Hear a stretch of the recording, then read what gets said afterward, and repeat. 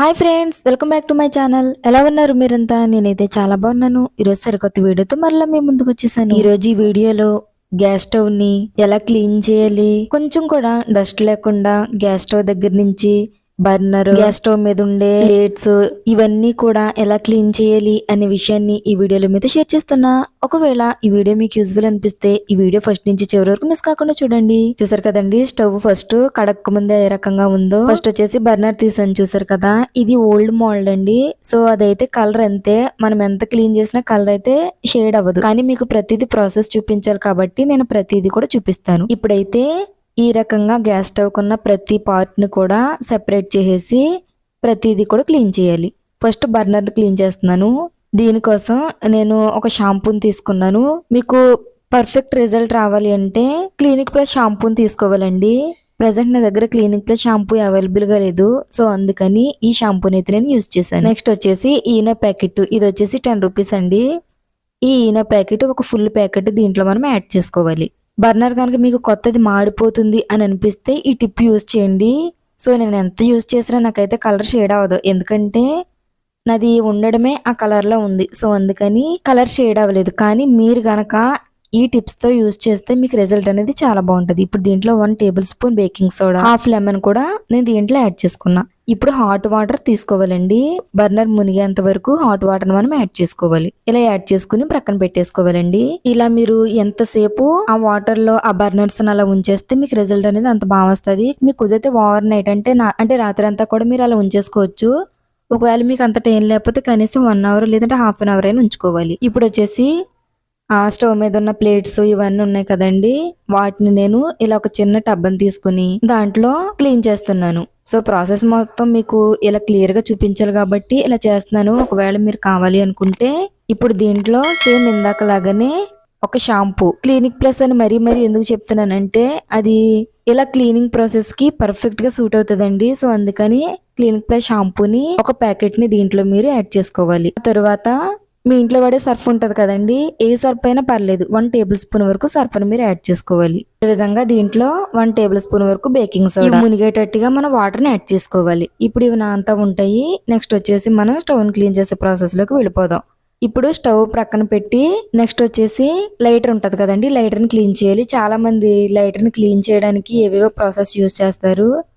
కానీ easy process ఏంటంటే మన దగ్గర బేకింగ్ సోడా ఉంటది కదండి, ఆ బేకింగ్ సోడాని ఇలా ఒక క్లాత్ లో వేసుకుని రఫ్ చేస్తే, ఈ రకంగా రఫ్ చేస్తే దానికి ఉన్నటువంటి జిడ్డు మరకలు అన్ని పోయి కొత్త లైటర్ ఎలా ఉంటుందో అలానే ఉంటదండి. ఒకవేళ మీ దగ్గర టిష్యూ పేపర్ ఉంటే టిష్యూ పేపర్ తో కనుక మీరు ఈ రకంగా క్లీన్ చేస్తే మీకు రిజల్ట్ ఇంకా బాగుంటది. సో మిడిల్ క్లాస్ ఫ్యామిలీ వాళ్ళకి టిష్యూ పేపర్ అనేది అవైలబుల్ గా ఉండదు కాబట్టి ఇలా క్లాత్ తో మీరు చేసుకోవచ్చు. కానీ చూడండి, సేమ్ కొత్తది ఎలా ఉందో అలానే వచ్చేసింది, చూసారు కదా. దానికి ఉన్నటువంటి జిడ్డు మరకలన్నీ పోయి చాలా నీట్ గా అయితే అయిపోతుంది. ఎందుకంటే దీన్ని మనం వాటర్ తో క్లీన్ చేయలేము, ఎందుకంటే వాటర్ ని కనుక మనం యూజ్ చేస్తే లైట్ అనేది పాడైపోద్ది. సో అందుకని ఈ రకంగా క్లీన్ చేసుకోవాలి కదా. సేమ్ కొత్తది ఎలా ఉందో అలానే వచ్చేసింది. ఇప్పుడు దీన్ని కూడా ప్రక్కన పెట్టుకుని నెక్స్ట్ స్టవ్ ప్రాసెస్ లోకి వెళ్ళిపోదాం. ఫస్ట్ వాటర్ ని యాడ్ చేసుకుంటున్నానండి. వాటర్ ని యాడ్ చేసుకోవడం వల్ల దీనికి ఉన్నటువంటి మరకలు అవన్నీ మెత్తబడతాయి, అంటే మనం తోమేటప్పుడు ఈజీగా వచ్చేస్తాయి. ఇప్పుడు దీంట్లో బేకింగ్ సోడా ఎంతైతే పడుతుందో చూసారు కదా, మాక్సిమం 2 టేబుల్ స్పూన్ వరకు పట్టేస్తుంది. మొత్తం అంతా స్ప్రెడ్ చేసుకోవాలండి. అలా స్ప్రెడ్ చేసుకున్న తర్వాత ఇప్పుడు దీంట్లో హాఫ్ లెమన్ అయితే నేను తీసుకుంటున్నానండి. క్లీన్ చేయడానికి బేకింగ్ సోడా, లెమన్ అనేది చాలా అంటే చాలా హెల్ప్ఫుల్ అవుతుంది. ఫస్ట్ అయితే స్టవ్ మొత్తం ఈ రకంగా లెమన్ తో ఈ రకంగా రఫ్ చేస్తున్నాను. మీకు చెప్పాల్సిన ఇంకొక విషయం ఏంటంటే మధ్యలో బర్నర్స్ ఉన్నాయి కదండి, వాటిలోకి నీళ్లు వెళ్లకుండా మీరు జాగ్రత్తగా చూసుకోవాలి. ఎందుకంటే వాటర్ వెళ్ళిందంటే మనము స్టవ్ వెలిగించుకునేటప్పుడు స్టవ్ అనేది వెలగదండి. సో అందుకని స్టవ్ క్లీన్ చేసే ప్రాసెస్ ఎంత ఇంపార్టెంటో వాటిలోకి నీళ్లు వెళ్లకుండా క్లీన్ చేసుకోవడం కూడా అంతే ఇంపార్టెంట్. ఈ రకంగా మొత్తం ఇలా ఒక లెమన్ తీసుకుని సాధ్యమైనంత వరకు ప్రతి మూల కూడా ఈ రకంగా నేనైతే రబ్ చేసేస్తానండి. ఇలా రబ్ చేసిన తర్వాత ఒక 5 మినిట్స్ అలానే ఉంచేస్తున్నాను. ఇప్పుడు నెక్స్ట్ వచ్చేసి మనం ఇంట్లో వాడుకునే స్క్రబ్బర్ ఉంటది కదా, అలాంటి ఒక స్క్రబ్బర్ తీసుకుని ఇంట్లో అంట్లు తోమడానికి వాడే సోప్ అయినా లేకపోతే అంట్లు తోమడానికి వాడే విమ్ జెల్ అయినా ఏదైనా పర్లేదండి, లేదంటే డిటర్జెంట్ అంటే సర్ఫ్ అయినా పర్లేదు, ఏదైనా మీరు యూజ్ చేసుకుని నెక్స్ట్ ఈ రకంగా రఫ్ చేసుకోవాలి. ఈ ప్రాసెస్ వచ్చేసి డైలీ క్లీన్ చేసి డైలీ శుభ్రం చేసే వాళ్ళకైతే కాదండి. కొంతమంది మంత్లీ ఒకసారి లేకపోతే బద్దకస్తులు ఉంటారు కదా, ఎప్పటికో గానీ స్టవ్ అయితే క్లీన్ చేసుకోరు. అలాంటి వాళ్ళ కోసం ఈ ప్రాసెస్. అంతే తప్ప ప్రతిరోజు క్లీన్ చేసే వాళ్ళకి ఎంత ప్రాసెస్ ఉండదు. మీ దగ్గర ఒక స్క్రబ్బరు, అంట్లు తోముకుని ఏదైనా సోప్ ఉంటే చాలు, స్టవ్ అనేది చాలా క్లీన్ అయిపోద్ది. చాలా మంది ఇన్ని ప్రాసెస్లు చేస్తారు, కానీ ఇన్ని ప్రాసెస్లు చేయడం కంటే 2 రోజులకు ఒకసారి స్టవ్ క్లీన్ చేసుకుంటే అయిపోద్ది కదండి. ఈసారి కాడి నుంచి అయినా ఇంత ప్రాసెస్, ఇంత మనీ మాకు ఎందుకు అనుకుని నెక్స్ట్ 2 డేస్కి ఒకసారి ఇలా క్లీన్ చేసుకుంటే గ్యాస్ స్టవ్ అనేది మీకు ఇంత ప్రాసెస్ అవ్వకుండా చాలా ఈజీగా అయిపోద్ది. డైలీ వాష్ చేసే వాళ్ళకి ఎలా చేయాలి ఏంటి అనేది ఇంకొక వీడియోలో మీద షేర్ చేస్తాను. ఇప్పుడైతే సోప్తో ఇదంతా ఇలా రబ్ చేసిన తర్వాత ఇప్పుడు ఇలాంటి ఒక స్పాంజ్ తీసుకుని స్పాంజ్తో నేను మొత్తం అంతా క్లీన్ చేసేస్తాను. ఫస్ట్ ఇది నార్మల్ స్పాంజే కాబట్టి వాటర్ ఏం యాడ్ చేసుకోకుండా ఫస్ట్ తుడుచుకుంటున్నానండి. నెక్స్ట్ వచ్చేసి వాటర్ తో క్లీన్ చేస్తున్నాను. మీరు పైన మాత్రమే కాదండి, గ్యాస్ స్టవ్ లోపల కూడా శుభ్రం చేయాలి. నేను లోపల శుభ్రం చేశాను కానీ ఆ వీడియో స్కిప్ అయిపోయింది. సో అందుకని మీకు పైది మాత్రమే వచ్చింది. ఇప్పుడు వాటర్ని యాడ్ చేసుకుంటూ ఈ రకంగా స్టవ్ మొత్తాన్ని మనం శుభ్రం చేసుకోవాలి. అంతేనండి. స్టవ్ నిజంగా క్రొత్త స్టవ్ ఏ రకంగా ఉంటుందో సేమ్ అలానే ఉంది. కావాలంటే మీరు ట్రై చేయండి. నేను చెప్పినటువంటి ఈ టిప్స్ ఫాలో అవుతూ మీరు కనుక స్టవ్ క్లీన్ చేస్తే ఇప్పుడే షాప్ దగ్గర నుంచి తీసుకొచ్చినటువంటి గ్యాస్ స్టవ్ లాగానే మీ స్టవ్ అనేది తలతల మెరిసిపోతుంది.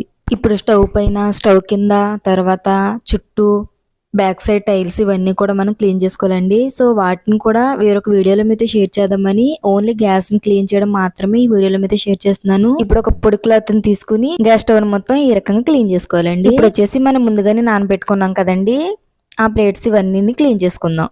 క్లీన్ చేయడానికి ఇలాంటి ఒక స్క్రబ్బర్ తీసుకుని ఆల్రెడీ మనం వాటర్ లో నానబెట్టుకుని సర్పో ఇవన్నీ మనం యాడ్ చేసుకున్నాం కాబట్టి ఆల్మోస్ట్ తోమేసరికి అదంతా ఆల్రెడీ క్లీన్ అయిపోద్దండి. చెప్పాను కదా ఇది ఓల్డ్ స్టవ్ అని, అందుకని నేను ఎంత క్లీన్ చేసినా మీకు రిజల్ట్ అయితే కనిపించట్లేదు.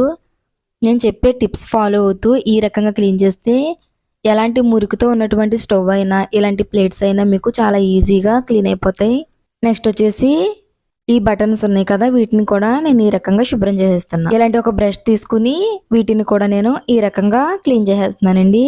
ఇలా క్లీన్ చేసేసుకున్న తర్వాత ఇప్పుడు నార్మల్ వాటర్ తో మొత్తం క్లీన్ చేసుకుని ఇప్పుడు స్టవ్ మీద అయితే ఫిక్స్ చేసేస్తున్నాను. అంతే ఫ్రెండ్స్, ప్రాసెస్ అయితే చాలా కష్టం, కానీ క్లీన్ చేసిన తర్వాత స్టవ్ అయితే చాలా అంటే చాలా బాగుంది. మీకు వీడియోలో ఎలా కనిపిస్తుంది ఏంటో నాకైతే తెలియదు, కానీ రియల్గా అయితే ఇప్పుడే షాప్ దగ్గర నుంచి తీసుకొచ్చిన స్టవ్ ఎలా ఉంటుందో అంత బాగుంది, అంత నీట్గా ఉందండి.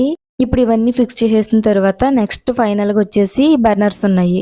వీటిని నైట్ అంతా నానబెట్టాలి కాబట్టి ఈ ప్రాసెస్ మొత్తం నేను నైట్ క్లీన్ చేసేసాను.